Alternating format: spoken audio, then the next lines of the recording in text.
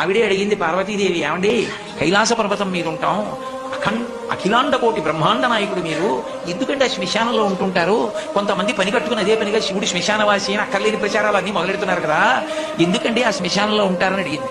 అడిగితే ఆనాడు మహాభారతం అనుశాసనిక పర్వంలో చెప్పాడు, పార్వతి నేనేం ఉత్తినే చేతకాని వాడనై ఉండలేదు, బ్రతికున్న నాళ్ళు అక్కడికెడదాం ఇక్కడికెడదామని పని లేకపోయినా షికార్లు తిరిగి నేను ఇంతటి వాణ్ణి అని గుండెల మీద చెయ్యేసుకుని ఇంత గర్వించి మా ఆవిడ, మా పిల్లలు, మా అన్నయ్య, మా తమ్ముడు, మా స్నేహితులు ఇంతమందిని చూపించిన వాడు ప్రాణం పోయిన తర్వాత ఎండు కర్రల మీద పడుకోబెట్టి తాడుతో కట్టేసి ఒంటి మీద కేవలం అత్యంత చవకబారు వస్త్రం ఒకటి పెట్టి పాడి మీదకి తీసుకెళ్లేటప్పుడు ఆ బట్ట కూడా తీసేసి కట్టెల మీద పడుకోబెట్టి ఇంధనం పోసి కర్త వచ్చి అగ్నిహోత్రం వెలిగిస్తే తల దగ్గర నుంచి కాలుతూ వచ్చేసి తల బద్దలైపోయిన తర్వాత కాళ్ళు అరికాళ్లలోంచి నెత్తురు ముద్దలుగా పైకొస్తుంటే పెద్ద కాడ పట్టుకుని కాళ్ళు పైకెత్తి వెనక్కి పారేస్తే నా ఒళ్ళనుకుని మురిసిపోయిన వాడు కట్టెలలో కాలిపోతుంటే జీవుడు పైకి లేచి చీకటి పడుతోందని వచ్చిన వాళ్ళందరూ స్నానం చేసి వెళ్ళిపోతే ఒక్కడే ఉండిపోయానని బెంగ పెట్టుకుని ఏడుస్తుంటే నేనున్నానని ఓదార్చడానికి ఉన్నాను.